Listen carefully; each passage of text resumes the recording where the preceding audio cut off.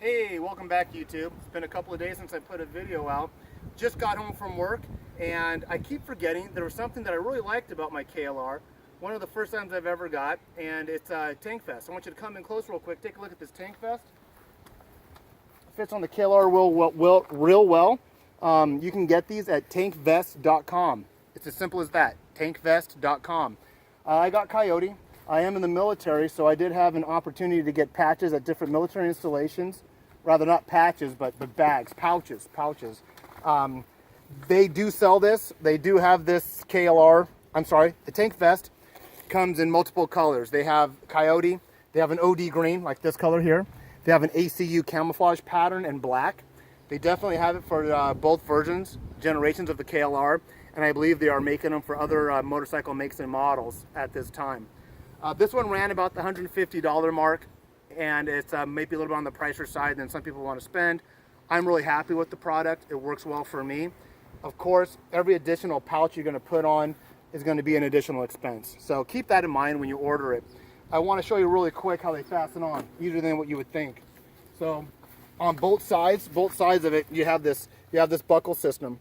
All you got to do, once you cinch it up to the size or to the firmness how you want it, just unclip it. Pop this off. It's a little rubber grommet thing if you're familiar with the KLR, and it comes right off and it's free. So in reverse order, you just drape it over the tank. Both sides operate the same. Just pull out the fairing a little bit. Fairing has a little rubber bushing. Just pop that back in and clip it in place. While you're viewing up here close where this buckle is, I want you to notice that some of the MOLLE attachments here, I have not put a pouch on. I did have pouches as much as I could at first, and I'm going to mount the bike and I'm going to tell you why I decided not to put one there.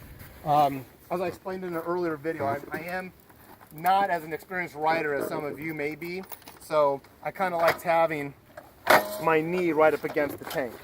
So with another pouch there, you can imagine it's going to flare out my knee a little bit, and I didn't like that feel.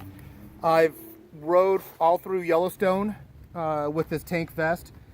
The way it's configured now, I rode from Chicago all the way to Oklahoma City, put thousands of miles on it, highway miles. It does not move or shift around in wind. It may, as time, if you don't balance it really well, you might have a pull on one side or the other. The con on this, well, the pro is, I like the way it fits the bike. I like the way it looks on the bike. I like the idea that you can configure it with pouches, how it fits your needs or your style. The con, or what you need to be aware of, is number one, none of this is waterproof. So we never planned to ride in the rain, but we've all been caught in the rain. So if there's anything you put in these pouches, you're going to want to make sure that whatever's in it, that you not want to get wet. For instance, this one cargo area fits this Pelican case perfectly, and it has some electronics in it, some USB chargers, electronics. So if I do get caught in the rain, I know those are safe. This green one up top, this OD green one, is a map pouch. So it has some areas that are sealed, and the main compartment also is a plastic map pouch to keep my maps dry if I pull over. The other con on it that you really want to consider, I mean, it catches people's eyes.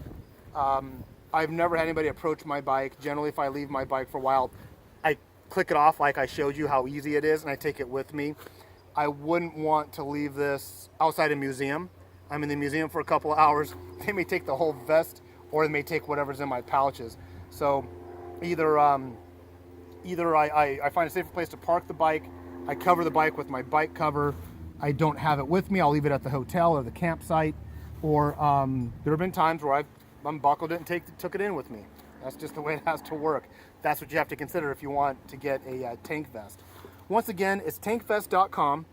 Give them a call. They do offer military and law enforcement discount. I think it's around the 10% mark. They have a vetting process. I believe they send you an email and you send them an email back. So if you're interested, let them know you're military or law enforcement, and they'll give you a break. On this side here, I have a different pouch configuration. This is actually my first aid pouch, and I can go into further detail later on in another video on what I carry in first aid. This is a first aid pouch like you would have in your home. This isn't a trauma kit if I crash. One of my friends said, you know, well, what if somebody needs to give you first aid?